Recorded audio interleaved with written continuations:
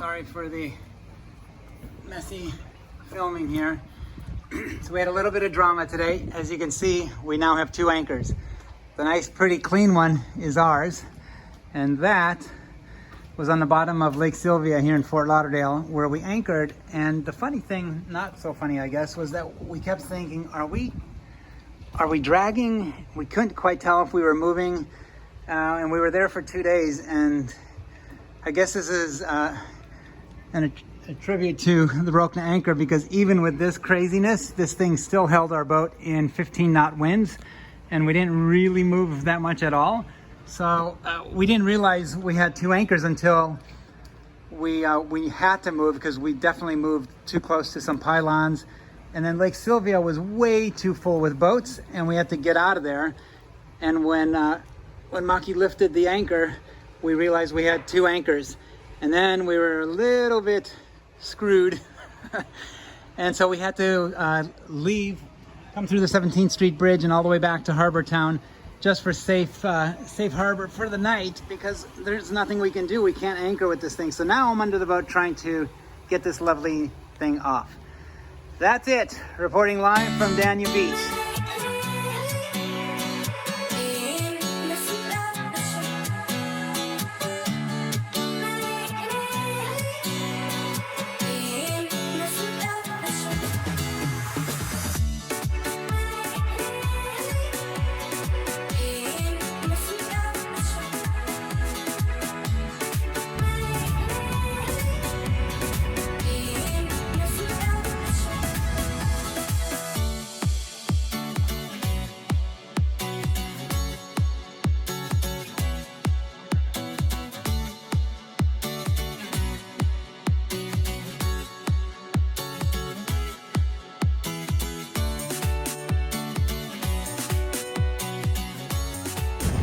Okay, pull up your line so I can come in. Oh, I have to whisper because Oliver and Maki are having a fishing competition.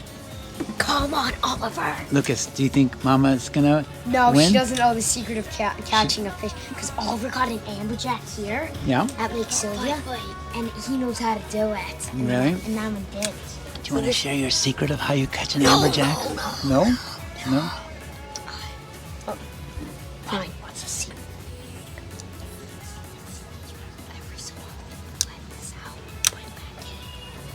Every so often you open the line and let it out? Yeah, and move it side to side. That's the secret. So then the fish will start. Oh, you wiggle your pole side to side? Yeah. And what, it makes your lure look real? It goes to this. That's you're gonna get. You know why I don't think you're gonna catch it? What? Because your line's right next to the boat. No, it's way further out. Okay, let me cast And we're on it the off. Cape side. You're on.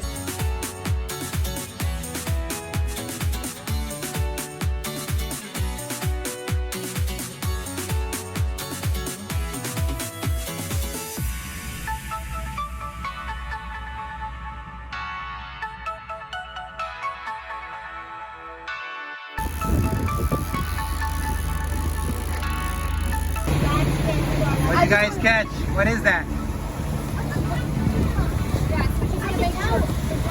We're gonna...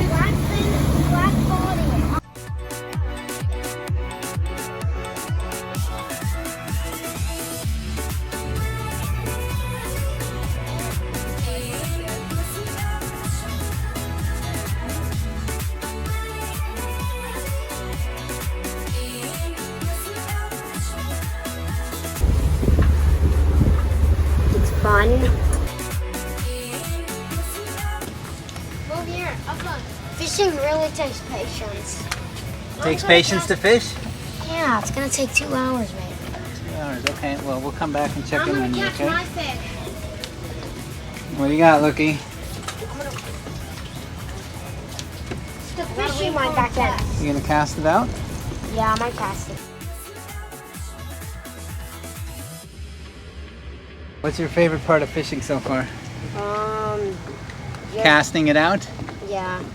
I'm just waiting.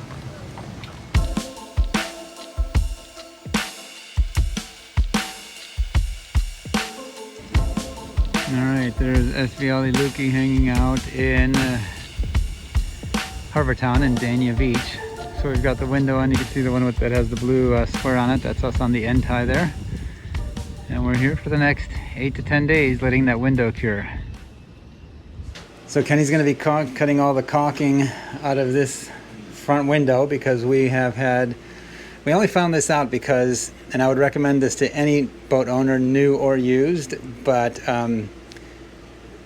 as a brand new boat owner, I know this may sound weird, but man, I would take a hose at the dock and just completely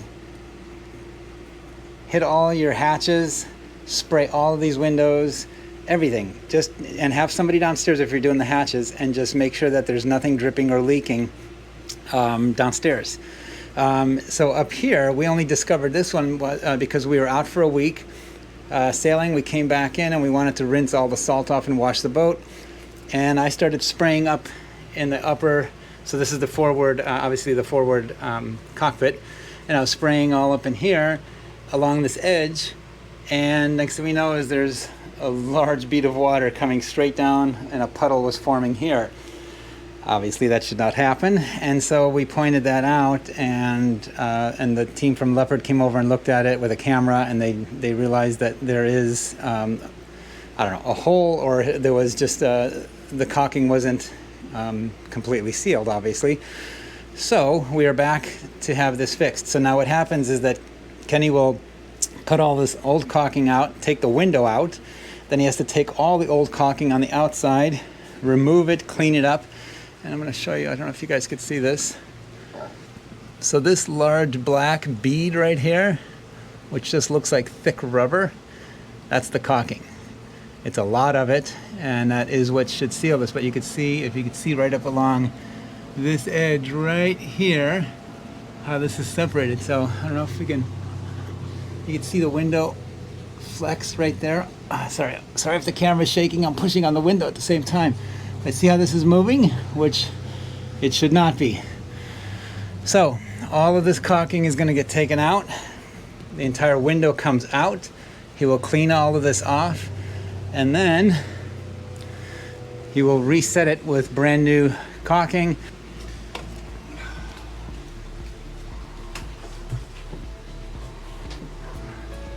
Kenny, when this is out, are you able to tell where there was a good amount of caulking or where they may have gone light? Oh yeah, you'll see there's going to be caulking left over on both the window and the boat. So I'm holding this corner, right? Yeah, just in case it wants to drop. Thank okay. you. Yeah, no problem.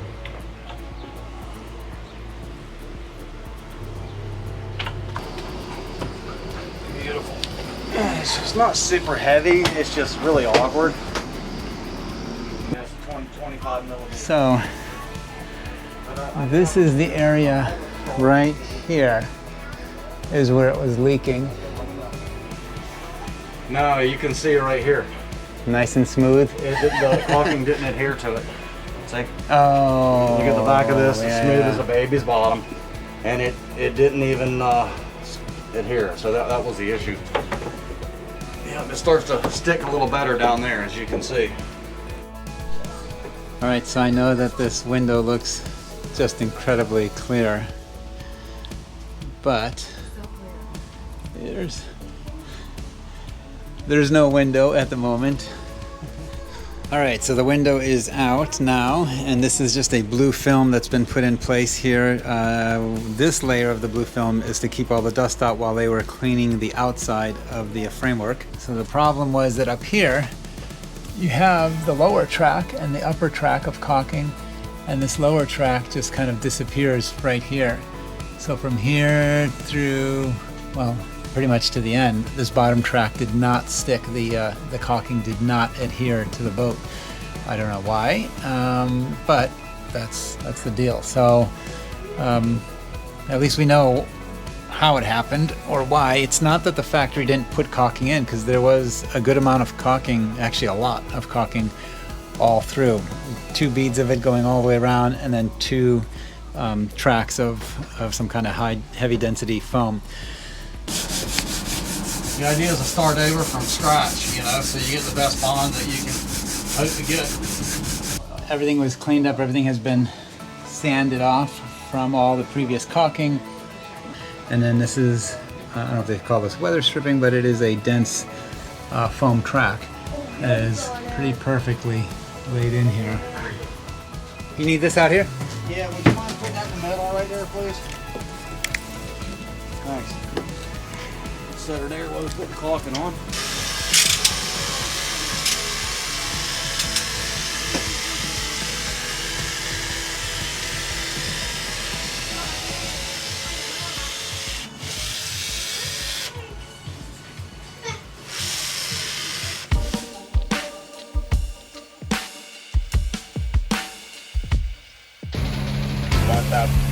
Roger, Captain. Be advised, there aren't any free anchorages. You can look up local.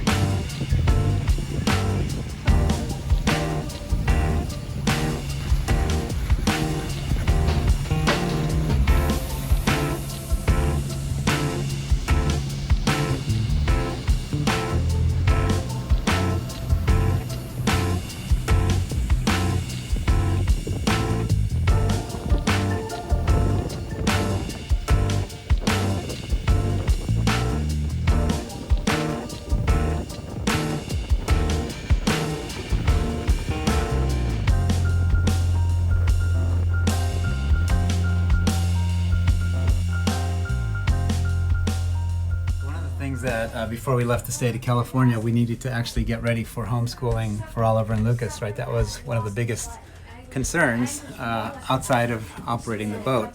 It came to how do we keep Oliver and Lukas educated and keep their school year going along. So we had talked about Maki had actually looked at all kinds of different programs to take a look at how would we do this. There's lots and lots of programs out there for homeschooling. But back in September of 2019, this last year, we went to the school and spoke with the principal, Dr. Troy Hunt, and he had mentioned that our Southern California school district, the Capistrano Unified School District, actually has a virtual school, which who knew?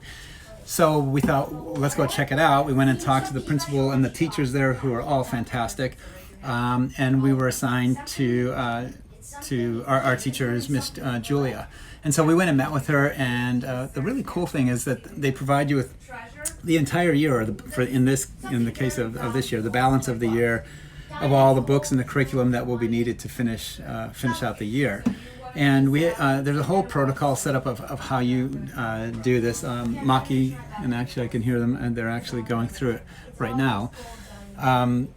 We go through the lessons that are specific for that month. Maki will work with Oliver and Lukas. They complete their work, they submit that, or they give it to me, and then I will take pictures of all their work and I submit it to Miss Julia, who then reviews to make sure that they've completed the work needed for that month, all the lessons, whether it's social study, history, science, and we submit all that stuff, and then she'll reply back saying all good, and then we can discard all that work because there's just throughout the course of the year you'll have a pile of stuff. The books that we've completed lessons, those are then boxed up and sent back. So it took a little while to get into a rhythm. One of the biggest things that we felt was really important as we started homeschooling was to maintain a daily routine. Now, I know when we started homeschooling, which officially for us started when we landed in Florida on January 1st. So it took a little while to get into that daily routine and rhythm. Now, all our friends and family were saying, "Oh, this is a lot to take on to do the homeschooling." Now I know, obviously, given the global pandemic, all of you are at home homeschooling, so you're doing the same thing that we are. Getting into the rhythm and setting ourselves up for success on this, we felt was really key to maintain the daily routine. So even though when we first started in January, we were at our friend's condo in South Beach, and you look out the window and the ocean's there, tropical, beautiful waters and the beach, and you want to go out and play, it was really important that when we kept the same routine, right? So you wake up in the morning, brush teeth, get dressed, breakfast, and 8 o'clock, just like when we were back in San Clemente, we would start school. And so we were really adamant that we hold to that routine. And we've done the same thing here on the boat. The thing is that you want to get your work done first. We all want to play. We all want to have fun. So we've really found that has worked for us. And let me show you guys. Maki has done a phenomenal job keeping these guys on schedule and keeping everything going. So let me see if I could flip the camera. Okay, I don't want to interrupt class. You're like, oh my gosh. You just went in shock. You're what? You are afraid? You're afraid that How about necessary? storms are coming. Necessary. Lucas. Something has to be done. Yes. Can someone give me a sentence with the word necessary? Oliver. Necessary. This reading packet is necessary, but Necessary to continue school. to continue school, but Okay. but just walking around is not necessary. Okay, how about alarmed? Lucas, can you give me the sentence of the alarmed? I was alarmed soon as I lost my fishing boat, and I don't have a fishing boat. Okay, how did you spell alarmed? E-L? Alarmed? Yeah, alarmed. Spell it. A-L-A-R-M-E-D. Okay, alarmed. Yeah, I know how to spell Anguish. alarmed. Can you give me a sentence of anguish? Oliver. I was anguished when I lost my bike. Okay, and Sad.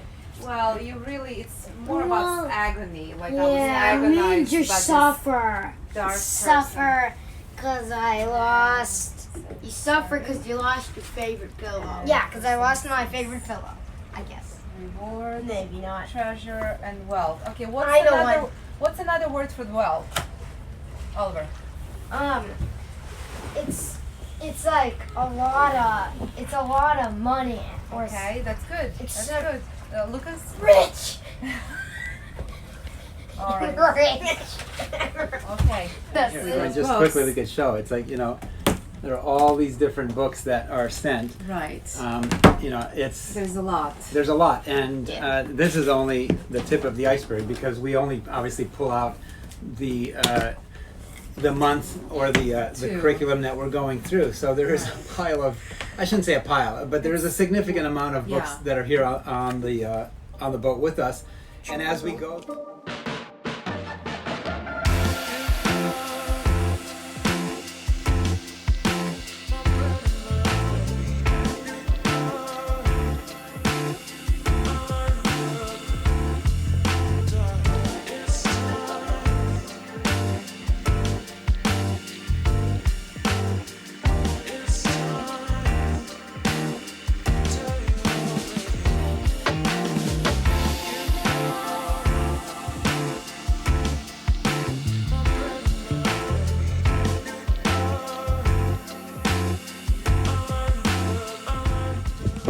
Are you guys ready for some splash? Yes. 3, 2, 1. Come on. I got water. Come on. There's no function water. Right up. Just be careful, you let go of that hat, it's going to sink to the bottom.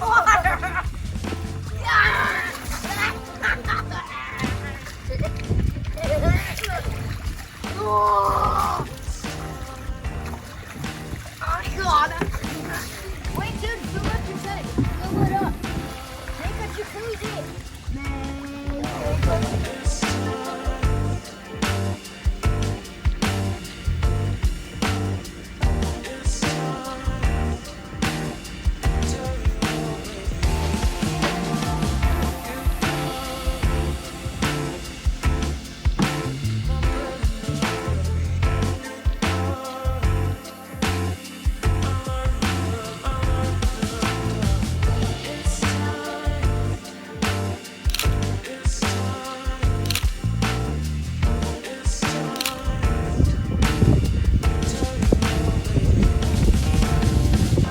That sunset is a good sunset.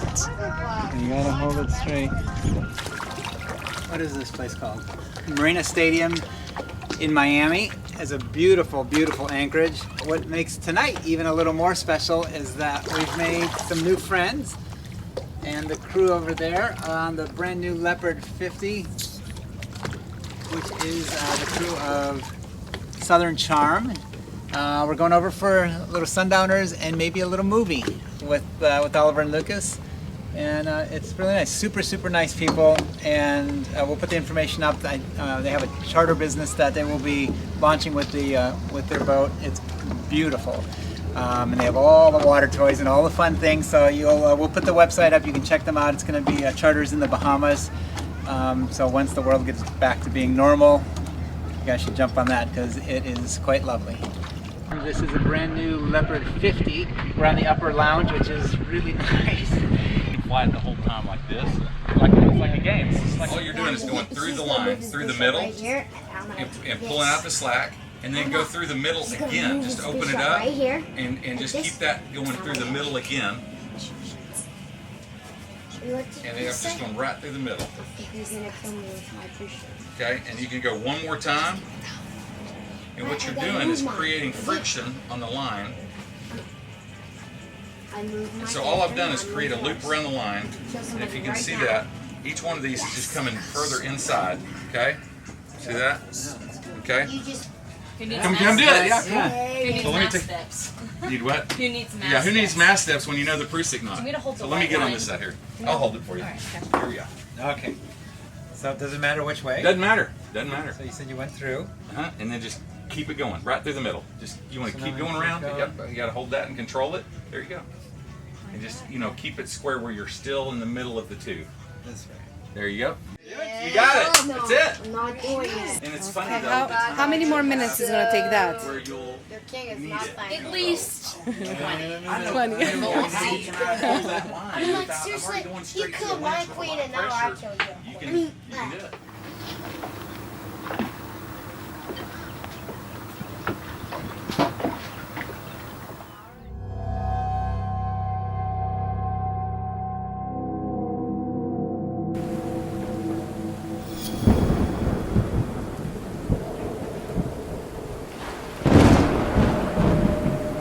I'm gonna just go on with engines. Really? Just to be safe. I'd rather let them sit here at idle speed. Just in case we need to do something quickly. We don't have time for evasive maneuvers. Alright, so we're still sitting here at the Anchorage in what's known as Nixons Beach. Our friends on Southern Charm, the Leopard 50 left this morning around 8:30. They're headed north to Lake Worth, and I just texted them just to say, hey guys, how are you doing? It looks like the weather's, and to be honest, the forecast actually showed light westerly, southwesterly winds, a nice kind of beam or broad reach sail up the coast. And they were doing great, and they're fine, but it got uncomfortable really fast. They were hit with 45 knot winds, and just north of them was at 70 knot winds with 1 inch size hail, so like golf balls flying out of the sky. Not 5 minutes later, this is what we were hit with. It was pretty calm, and now we're in like 25 to 30 knot winds, gusting to 35. And the rain is now coming. And if you could see this trawler right in front of us, dead in front of that, across the bay here, is downtown Miami, which not more than 3 minutes ago you could see. Now we're at a whiteout. So as a precautionary measure, well, obviously we've battened down all our hatches. Everything's closed and tightened down, strapped down. But as a precautionary measure, I have started up both our engines. All our instruments are on, just in case. If we need to make a quick move, we're not going to be sitting here scrambling. I can go to, propulsion forward with both engines. It would be a little hairy for Maki to go up front right now to try to pull up the anchor. It's just windy and uncomfortable. And so I don't know, we'd have to see how we would do that. We've certainly not had ourselves in this position. That said, let me just say that we are holding here on a Rokna anchor, which thank heavens, because right now we are rock solid. Water depth here is about 10 to 12 feet. Just weathering the storm. We're hanging here. As fast as this thing came, I hope it passes, but like I said, we have our engines on and we're ready to move. if need be. Hey, you guys, I need you to stay inside. You cannot go out to look. If you look at this screen here, we're looking at, this is the weather forecast for right now. Right now it's 3:50 p.m. That's the weather forecast for 4 p.m. Now it does show thunderstorms, but it's showing southeasterly winds at 16. We are way beyond 16. So I want to find out, how does this type of thing not show up in forecasting? Because if you ever did a trip plan based on this kind of weather modeling, you could find yourself out in this kind of condition. So this is a good lesson for us to, or a good experience for us to have. We are in a relatively safe anchorage. This is Key Biscayne. It's the Bay of Biscayne. And there are, I don't know, at least a dozen other boats, sailboats, catamarans, and yachts. There's a couple, probably 80 to 100 foot yachts anchored off our port side. So everybody's just kind of hunkered down here and weathering the storm. But this is way beyond what was showing on the weather forecast model. So I will definitely be asking, like I said, our far more experienced and seasoned captains to find out, how did something like this seemingly come up out of nowhere. Now this isn't hail, but it is very strong rain, which, sorry if it's really loud, if you can't hear us talking, because yeah, in front of us would be Miami, but we could barely see a couple hundred yards in front of us. It's a complete whiteout. How is this so incredibly inaccurate? How does something like this happen? Because that wind is showing 5 knots, 322 true is what direction? But is this Pressure. purple like? Yeah, I mean we are sitting right there. So we're supposed to be sitting in 4 knots of wind. We are obviously not. So, but this is the beauty of the electronics aboard these boats. So here's our entire screen. The boats that are around us, these are all with AIS, which is the automatic information system, or automated information system. There's the icon of our catamaran. Here's the shoreline. So we're looking at all the boats that are near us. The reason they're turning from green to red is because it is recognizing that we are in a collision course or not, but that's just based on the boats swinging around on their anchors. But if you were in an absolute whiteout, these screens still give you exact location. So if you were out here and you had to actually get to a safe harbor, you could still navigate even though you can't see anything. It's over. What's over? The storm. Hey.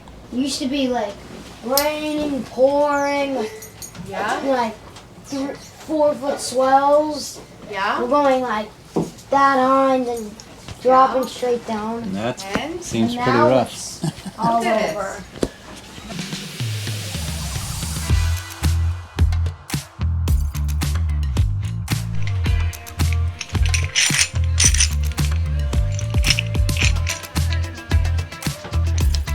I am playing with our new Mantus swivel. Look at this thing. This is crazy heavy duty. I mean, I have to say the Mantus products are, I mean, they're beautifully designed, beautifully done, but I mean, just the quality of the product, the design of it. So this thing, so this is the swivel. So this goes, this attaches to our anchor. So the anchor will be, you know, in the seabed floor, attached to this. In here will be our anchor chain. There's 2 different points in here that it attaches to. Let me take this. This whole thing comes apart. It's so amazingly well done. But look at how heavy duty the shackle is. This pin is phenomenal. So this whole thing comes apart. So inside here goes the chain. The chain goes inside there. This heavy duty pin then goes through the chain. Then these things are double clamped so that none of that can come out or come apart. So that goes in here. This goes over this, and this all locks into place. So what happens is that this is attached to your anchor. I'll just put this on real quick, 1 second. Okay, so this gets attached to the anchor. the chain is inside here, and what ends up happening, you don't want the anchor when it's sitting on the seabed floor. Once you've really backed down on the anchor and it's buried itself into the ocean floor, you don't want the anchor to be disturbed at all. So while your boat is moving and swinging and the waves and the wind are affecting the movement of the boat, what happens is that this chain is inside here, and this allows the chain to spin without getting all knotted up. So this keeps spinning, and this stays static. So that way you're not disturbing the anchor. So we'll go to the install next. Okay, I'm gonna let go of that rope and tie this off up here so I don't go anywhere. It's round, just cleat it off. Well, I can't do it now anyway. Okay, give it a tug. All right, so, okay, you know what I should? I need, no, not tools, but I could use probably that, there's a, in that large storage bin up front is a blue moving blanket. I could probably set that here and drop the anchor down on top of that. That is the deep pit of storage. All right, so we're gonna set this padded moving blanket. I've kept a couple of these on the boat because of little jobs like this. Anytime I don't wanna, well, I never wanna bang up the boat, but anytime like this, like right now, we're gonna set the anchor right there. All right, here we go. Going in.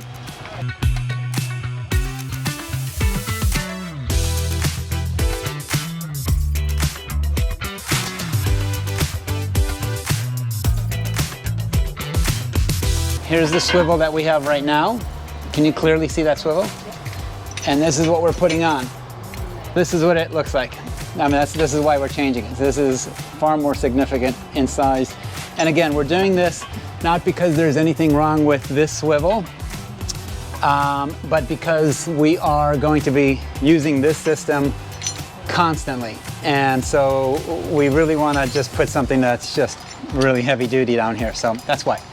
So let's get cracking. We're gonna take this guy off.